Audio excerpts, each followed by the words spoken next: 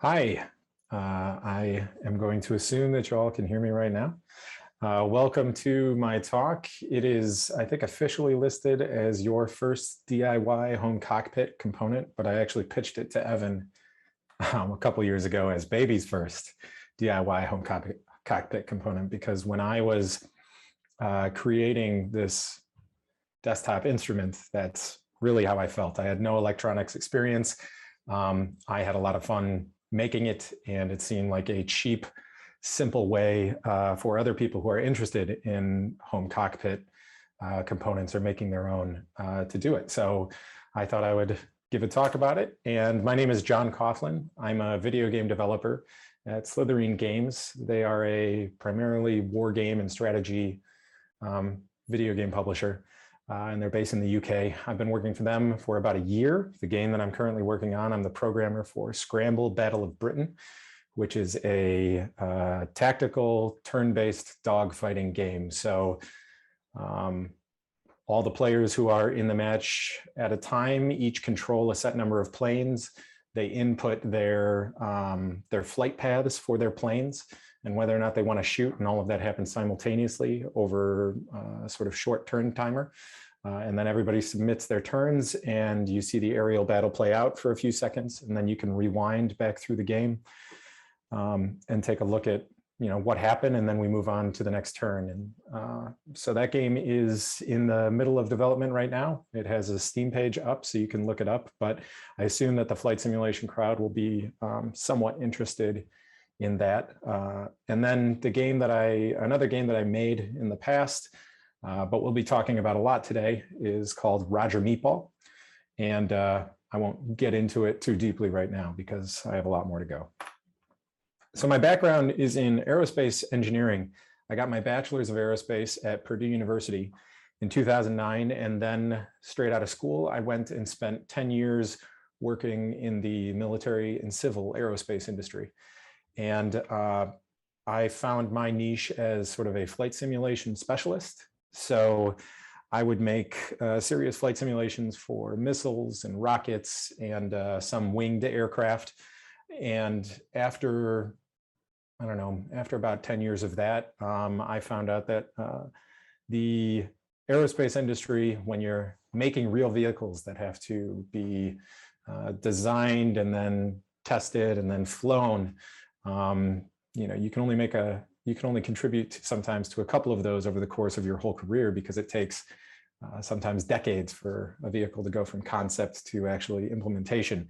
And I personally found that the aerospace industry was maybe a little bit too slow of a turnaround on projects for me. And so I had been making video games for a couple of years at that point, and I decided to try and start transitioning into video game development. And again, I ended up finding my niche making flight games.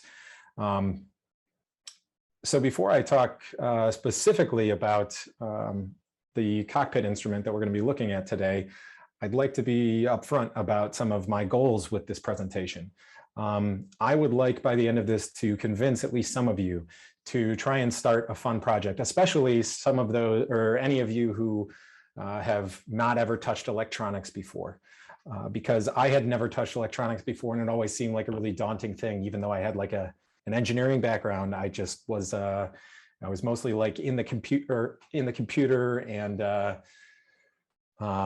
on the notepad and things like that. And when I made my first, when I probably first like turned on a little LED using an Arduino, it suddenly felt like magic. And then it only took me really like a couple extra weeks to go all the way to the point of being able to create from scratch a project like this. So by the end of this, I hope I at least encourage some people that this stuff is not so dense and not so heavy and difficult to pick up as it might seem from the outside. I also hope that I can save you some Googling time. Like with any hobby, when you get into electronics, you're going to be reading a lot of documentation and manuals, and it's not always really well documented. And so I'm trying to point you to a couple components that are almost like that are pretty much off the shelf, ready to just plug in and hook up to my video game. And you will then be able to use my video game to make a light bar go up and down. And I think that that'll at least give you that sort of boost of adrenaline that you need to continue with the hobby for a while. And then the last thing is I did make this video game myself, and this is a companion desktop instrument that goes along with it. So I'd be lying if I didn't say that I'm excited for maybe a couple other people to try this free video game that I have it on the internet for you. So today's lesson at a high level is to build a desktop instrument with real hardware components. I guess I can just show it to you right here. This is what we will be building. It's probably kind of difficult to see, but this is an Arduino, and it has 4 wires, and it hooks up to a light array, and then this black wire coming out of the back of it is just a USB cable, and it hooks up to my computer. It's about as simple as you could possibly get for you know, creating a self-contained electronic device that's sitting right in front of you. So we're gonna hook up some pieces of hardware together. We are then going to plug the hardware into the computer, and through that plug we will load on what's called a sketch in Arduino language, but really is just the little program that runs on that hardware indefinitely. And then we will use the hardware to receive a signal out of our video game and render and like make the hardware do something, which for us is going to be making a light bar go up and down. And those like basic 3 steps right there should extend to every home cockpit instrument input or output device that you could make. It's always a simple set of 3 steps. Now, sometimes you need to include some additional software, middleware to talk to your video game, things like that. Sometimes the hardware components themselves are more complex than the one that we'll be using today. So the sort of middle steps might get bigger and more complex or more convoluted. But essentially, you're always taking some hardware, putting software on it, and then talking to or parsing an output feed from your video game. And that is what I've noticed is just sort of like the simple core of home cockpit components. So the video game that we're going to be using today is called Roger Meatball. If you go to rogermeatball.com, that'll take you to the page for the game where you can download a copy of it. Roger Meatball is really a prototype of a video game that I made in my spare time. This was not one that I made for a company or anything. So it's a prototype of a casual and simple and accessible flight simulation or flight game that you can play with a gamepad controller. So I typically use like a PlayStation controller. You can hook up an Xbox controller. You can really hook up any gamepad, but you're not going to be able to hook up your joystick and throttle. And you're not going to be able to hook up your keyboard and mouse. And like that's somewhat intentional because I noticed back before I made Roger Meatball that there are all sorts of racing simulations and racing games that get to a pretty high fidelity. Something like Gran Turismo or Forza is like a pretty decent simulation that they map straight to a video game controller and that I can play on my couch. But for some reason, there's almost no flight simulations that I would find like sort of rich and deep and compelling and fun that I can just pick up and play sitting on my couch. And I'm a dad, I have a couple toddlers, and I don't really always have that much time to pull out a full throttle and stick and sit down and be fully tuned into my game. So I made Roger Meatball as an attempt to try and match a deeper piloting experience to a gamepad controller. And then the game, that concept, once I had that, I guess, nailed down, sort of blossomed from there. So Roger Meatball right now, it has a full suite of cockpit instruments. It has, or you can sort of move your head around. It's got animated pilot. It has attachments that you can add onto your airplane. On this next slide, I'll show it's got pilot physiology up at the top left there. You'll see the pilot start to black out and stuff when they pull too much G's. It has a hand camera, so you can do photography and recon. It has a sandwich. That's really what I use for like time compression. So when the character's eating the sandwich, the game moves at 4 times the speed.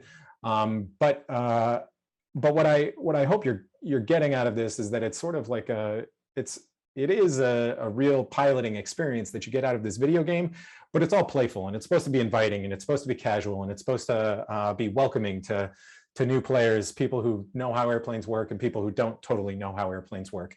But the very core of Roger Meatball, the very first version of the prototype, was really only focused on landing an aircraft on an aircraft carrier.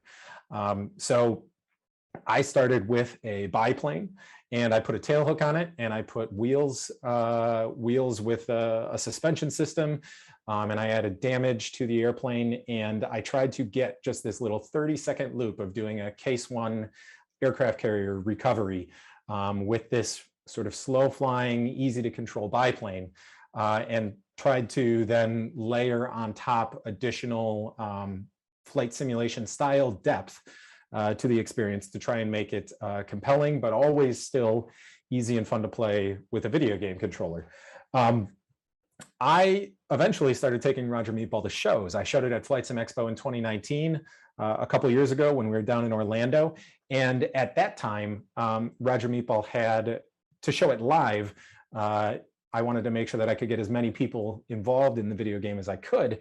So I added an asymmetric multiplayer experience. So when you load up Roger Meatball, if you have two monitors at your house right now, the primary monitor will render the video game in the pilot's view, and the secondary monitor will render the video game from down on the deck of the aircraft carrier from the platcam view.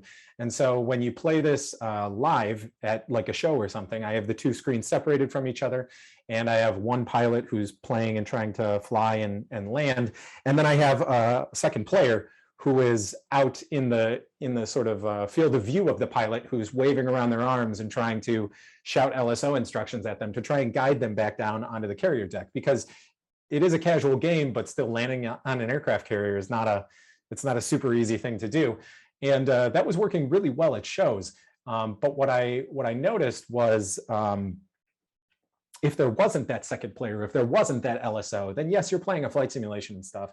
But it can be kind of hard to understand sort of like the level of depth that exists. And for instance, if you don't have that LSO, there is the Meatball system. The Fresnel lens system is sitting on the deck of the aircraft carrier in Roger Meatball. And you can zoom into it, you can look at it, but then on a 2D screen, that sort of takes away your view out of the cockpit, and you're not really paying attention to what the plane is doing anymore. And I found that really hard. And I thought, well, what if I just made a tiny, simple little thing that you could put on your desktop? And what if the Meatball system, instead of being only rendered in the video game, was just rendered sort of right next to your face, so that it's out sort of on the perimeter of your field of view, like it would be for a real pilot. Then you don't have to move the camera around. Then you never have to move the pilot's view away from the screen and stuff. And so I looked into what I would have to do to create one, and it seemed pretty simple and accessible. So the Mini Meatball was born. The Mini Meatball is a couple of very simple components. And to get this thing up and running, really all you need are these components. And you wire the electronics together, you plug it in via USB, and then you load up Roger Meatball. And as long as you have loaded up the Arduino sketch onto your Arduino that runs the electronics components, everything else should just work. If Roger Meatball is running and you plugged one of these in, it should render your Meatball like on your desktop right here. And so here listed, I have the basics of this being wire the electronics together, connect your electronics to your computer via USB, load the Arduino program, which is called the sketch, onto your Arduino, and then you run Roger Meatball, and all of the lights should work and should render. These components are so simple that you can actually buy them. You might be able to find them soldered already. That's the one step that I'm not really going to get into here, but sometimes these components come soldered, sometimes they come unsoldered. And if they come unsoldered, you will have to have a soldering iron and the soldering material. But even soldering these components together takes like a max of 10 minutes for the two components. It's very easy, and if you want to get into doing your own home cockpit stuff, you're probably gonna have to learn how to solder anyways. So up front, I'd like you to be aware that that is an additional requirement, but hopefully it won't detract from your ability to get this project finished. So the mini meatball here, as you can see, is on the desktop, or on my desktop. It's pretty small. It is a 24-bar LED array, and to render the Fresnel light system for Roger Meatball, I just move a 2-bar or a meatball that is 2 bars of width up and down, and I change its color based on whether it's too low. When it's down and it's too low, it turns red. When it's in the middle and it's good, then it turns green, and then everything else in between is yellow. I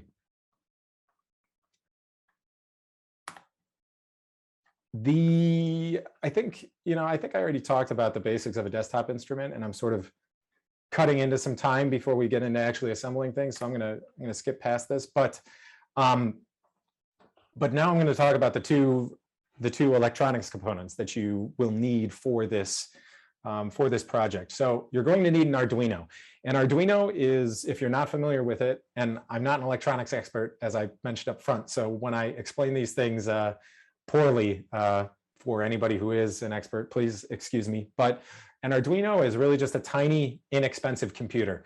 They come in all sorts of sizes, and they all have like some similarities in common. They all use the same programming language, and they all can be fed.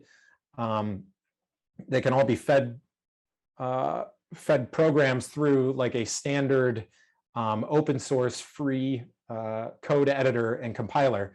And the way that I have always used an Arduino is that it has, once you load the program onto the Arduino, it then just sort of like runs. As long as it has power, it's just going to run indefinitely. And it has this update loop that's running at a certain frequency, like a time frequency. And you can define that time frequency, or you can just let it run as fast as it wants to.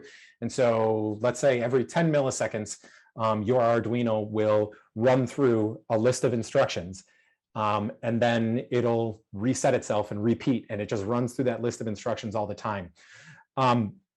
So that's the common way that all of these Arduinos function. And the Arduinos that I have on the screen here, you can see that they vary in size. All 3 of these ones actually have USB ports, so you can connect them directly to your computer. Some Arduinos are so small that they do not have USB ports, and then you have to like sort of interface with them and load data onto them in kind of a weirder way. And we're not going to get into that, but it's just important to know if you're shopping around for one of these. But the mini meatball system should work with probably any Arduino that you have access to. I am using a specific one called the Nano, and the Nano is right here. And I'll show you my Nano that is plugged into a breadboard at the moment. But the Nano is it's named Nano because it's a small Arduino. It has a range of input and output pins. And these input and output pins can talk to sensors. They can receive, they can send output to like light arrays, like the LED array that we are using. They can receive input values from buttons.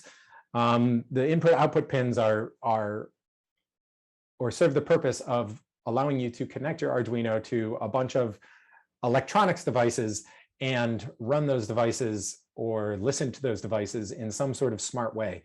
And with these tiny little computers, you can do all sorts of things. But we are going to use this tiny little computer to listen to a video game, process a value that the video game sends us, and then render that value on an LED light array. So here is the LED light array that we are going to use to represent our mini meatball. This is a 24 bar, just 24 LED bar graph. And the one that we're going to use comes with something called a backpack kit. This is an Adafruit product, and I highly suggest either just going to the Adafruit website directly to grab this, or you can find it on third-party sites like Amazon and stuff. You might get lucky and find one that's already pre-soldered, but this is when you buy this thing, when you buy this component, it comes, it will typically come separated. It will come with two 12-segment LED bars. You can see the bars. You can sort of see those segmented LED bars separated from each other on the picture on the left there. So it'll come with these two LED bars, which are the actual, which hold all of the actual lights. But then it also comes with this thing called a backpack. And here's a zoomed in picture of the components. So these two LED bars are really simple, and they're dumb, and they will, like, by sending power to each one of the pins on these bars, you can turn on any combination of these lights in up to 3 colors. But that's a lot of pins, and if we wanted to do that, like if we wanted to write all of that logic from scratch ourselves, it might take us a long time to write that. So what Adafruit does is they give you this backpack, and the backpack, if I zoom back a page, the backpack, on the front of it, you can see it has like some microchips and stuff and some resistors and things. It has a bunch of circuitry on it. And that circuitry will simplify down the functioning of interacting with those light arrays, so that instead of having to try and figure out which specifically of these LED bars we want to turn on, we can just write some simple code. We can use some simple code functions, and instead of sending voltage to and from each one of these pins in a precise manner for these different, or for the different LEDs on these bars, this backpack is going to handle all of that stuff for us. I sort of learned the hard way in not understanding what backpacks were, and I tried to program some of these light segments like by myself, writing all of the logic to turn the lights on and off at the right times, like I said. I suggest against that when you're starting out with electronics. If you can learn anything from me in this, and you're going to pick up some electronics, if you see that a raw component you're going to use has a backpack, I'd grab that backpack and try to use it through that method, because typically those backpacks means that somebody else has written some additional code. It's sort of like a plugin for your simulation or something, but just for this Arduino code. Somebody's written a bunch of other code that will make it easier for you to interface with these components. So the way that we interface with this backpack is through something called the I2C protocol. What I2C protocol means isn't entirely important, but what it allows us to do is we have 25 LEDs on, there's 24 LEDs on this light bar. And normally, if we wanted to turn each one of those on and off in a complicated manner, that would mean that we would probably have to control sending power to 24 separate pins on each one of these LEDs. But with this I2C protocol in the backpack that's sitting right here connected to these light bars, we can instead just use 2 pins of data to command this entire component. And now this light bar plus backpack functions as more of almost like its own tiny little computer in itself. And so on our Arduino Nano, every Arduino that we use, or that you use, is going to have a couple pins for the I2C protocol, but they'll be in different places around each one of the Arduinos. This is another thing that is just something that you would pick up as you're working with these projects. But the Arduino Nano has 2 specific pins that it uses to communicate with the I2C protocol. And those are the only 2 pins that you really need to be super worried about connecting to your component. Outside of that, we send voltage, which is power, and we connect and we also connect a ground pin to our Arduino. So we're sending power, we're sending a ground signal so that we can complete like a circuit loop, but then we're really only sending 2 other pins worth of data to control 24 lights, which is what makes this sort of easy. Now, once you have these components soldered and everything, you'll connect them just with a couple jumper wires. You can find jumper wires like this. They come in, a lot of them come in like big packs with more wires than you would actually need. So we would connect them through jumper wires, and then we would load the code onto our Arduino through USB. And so the code for an Arduino program is very simple. Up at the top of the code, you're going to include some libraries, which I mentioned earlier. Libraries are kind of like, if you're unfamiliar with code, libraries are kind of like plugins for your flight sim or something. Each different library contains some pre-written code that you can access. That, for instance, there's code that comes with this Arduino backpack that makes it easier for us to just tell the Arduino, turn light number 12 green or something. And we write that in more like a direct language than if we were to actually try to turn the light green by like turning on power to that specific light or something like that. So you include these libraries, which is just packages of code that the Arduino knows need to go onto your hardware. And then there's a segment where you initialize all of the hardware. So you sort of set it all up, set up variables that are going to be changed throughout the running of the program. And then there's an update loop in your Arduino that is really just the computer program that you're constantly running on the Arduino. And that's mostly it. So there's a couple, or the last piece of this, since we've talked about how to communicate with this LED bar, the last thing that we have to do is communicate with Roger Meatball directly. Roger Meatball talks to Arduinos through something called a Uduino library.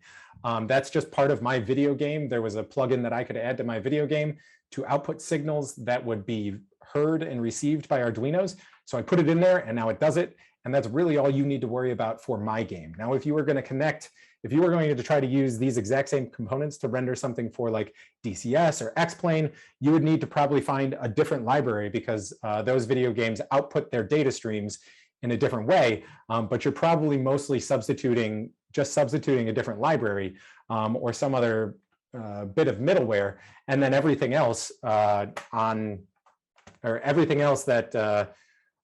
runs between the Arduino and the light array would probably stay the same. And so I want to show you how simple this code is to run and how short it is. Like this screen right here and this next screen, that's the entirety of the code that runs this mini Meatball. That talks to Roger Meatball. It processes the value that comes out of Roger Meatball. It sends the value to the light array and renders it, and it just runs in an indefinite loop. And code is not great for presentations, so don't worry about reading any of this stuff. But what I want to communicate to you is like it's very short and it's simple, and this is like our entire single desktop component. I am running out of time here, so I'll make these slides available. I already have the code and everything available for this project, but I do want to, before I take any questions, I do want to get back to, and my speaker dashboard died, so if I get any questions, I might not be able to read them. I do want to get back to sort of like the goal of this project. Once you're using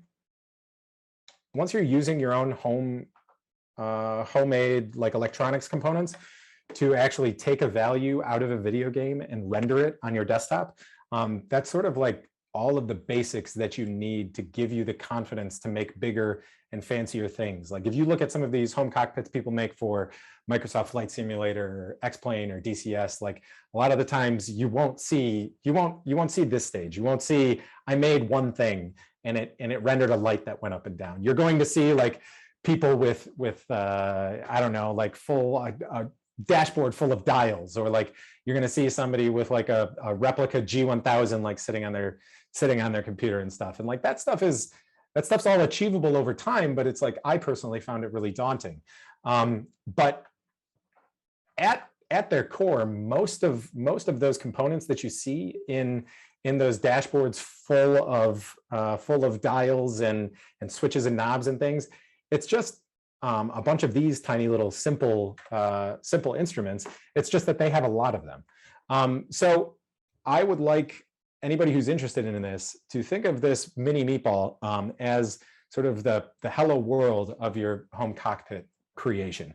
Once you've made this, and once you've made it talk to my video game, you can do all sorts of bigger, fancier things. You could You could find the library that you need to connect it to DCS and have it render something in DCS, turn it into like an angle of attack indexer. You could build a hardware enclosure for it. Like this feels like kind of a sloppy prototypey thing. Like if I built a fancier slick case to put this in, that would be another way to expand this project.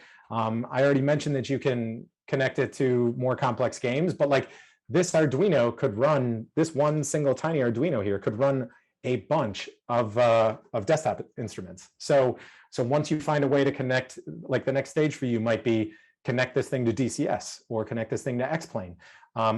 Once you've connected it to X-Plane and made it render something, your next stage after that could be create another desktop instrument from scratch, but run, like connect it through the same Arduino so that I have my one home cockpit station and I'm running multiple desktop instruments. It's really achievable and it's fun and it's a way to sort of engage with this hobby that I find exciting. But I also have, like I said, I'll make this presentation available on the Roger Meatball website later, but I have links to the components that I bought. They cost, if you use the links that I have here and you live in the United States, they cost a total of like $20, $25 or something. But I'll just pause here and say thank you for showing up and for listening. And if anybody does have questions, I don't know, maybe I have a couple minutes left for that. I don't know.